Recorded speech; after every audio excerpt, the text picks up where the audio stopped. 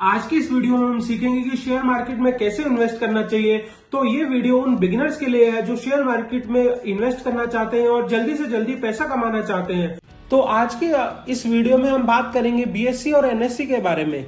BSE मतलब Bombay stock exchange और NSE मतलब national stock exchange. BSE Bombay stock exchange लगभग 40 to 45 ईयर से इंडिया में चल रहा है और ये इंडिया का सबसे पुराना स्टॉक एक्सचेंज है। और एनएसई मतलब नेशनल स्टॉक एक्सचेंज जो इंडिया में 1990s में स्टार्ट हुआ था और इसको भी 30 to 35 ईयर्स हो चुके हैं इंडिया में चलते हुए। अब आप बोलेंगे कि सेंसेक्स और निफ्टी मतलब क्या होता है। सेंसेक्स में टॉप 30 कंपनीज आती हैं जो बॉम्बे स्टॉक एक्सचेंज में लिस्टेड है मार्केट कैपिटलाइजेशन के हिसाब से, और निफ्टी में एनएससी में लिस्टेड टॉप 50 कंपनीज आती हैं जो एनएससी में लिस्टेड है मार्केट कैपिटलाइजेशन के हिसाब से। तो अब समझ लेते हैं कि अगर कोई कंपनी पहली बार बीएसई या एनएससी पे लिस्ट होना चाहे तो वो कैसे लिस्ट हो सकती है। अगर कोई कंपनी की मार्केट कैपिटलाइजेशन कम है, लगभग 10 करोड़ से कम है या 20 करोड़ है, तो वो बीएसई पे लिस्ट होगी। और अगर किसी कंपनी की मार्केट कैपिटलाइजेशन बहुत ज्यादा है, 500 करोड़ है, 1000 करोड़ है, तो वो एनएसई और बीएसई दोनों पे लिस्ट होगी। तो इस लिस्ट होने वाले प्रोसेस को आईपीओ बोलते हैं। अगर कोई कंपनी सबसे पहली बार किसी स्टॉक एक्सचेंज पे लिस्ट होती है तो उसे इनिशियल पब्लिक ऑफरिंग या फिर आईपीओ बोलते हैं।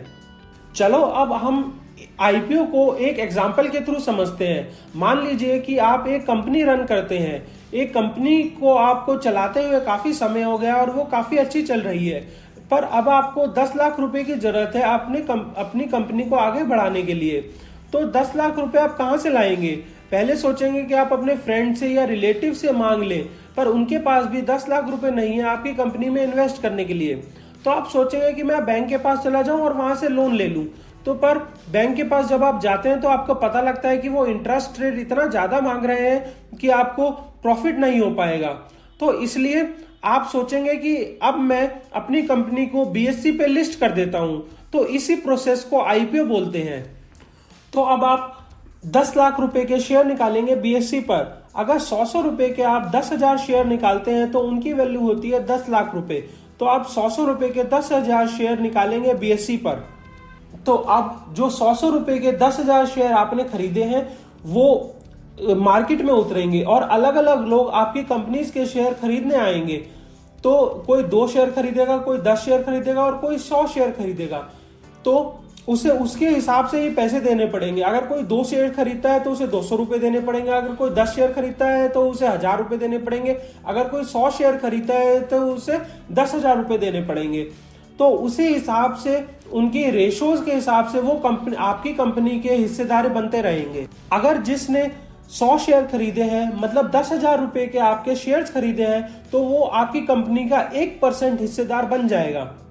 और एंड में जब आपके शेयर सारे बिक जाएंगे तो आपके पास आपके बैंक अकाउंट में 10 लाख रुपए आ जाएंगे और इसके बदले जो इन्वेस्टर्स हैं उनको उनकी इक्विटी मिल जाएगी।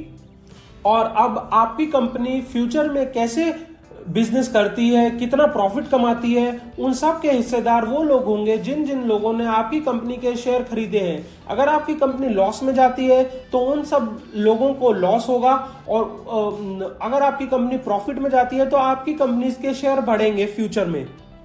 इसी प्रोसेस से काम करती है स्टॉक मार्केट।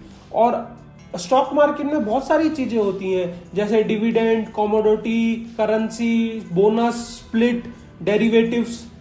तो अगर आपको सब चीजों की नॉलेज चाहिए तो आप हमारे चैनल पे बने रहिए और हमारे वीडियोस को देखते रहिए। अगर आपको हमारी ये वीडियो इंफॉर्मेटिव लगी तो लाइक कीजिए, और अगर आपके फ्रेंड्स और रिलेटिव भी शेयर मार्केट की नॉलेज लेना चाहते हैं तो शेयर कीजिए, और इस चैनल को सब्सक्राइब करना मत भूलिए। Thanks for watching.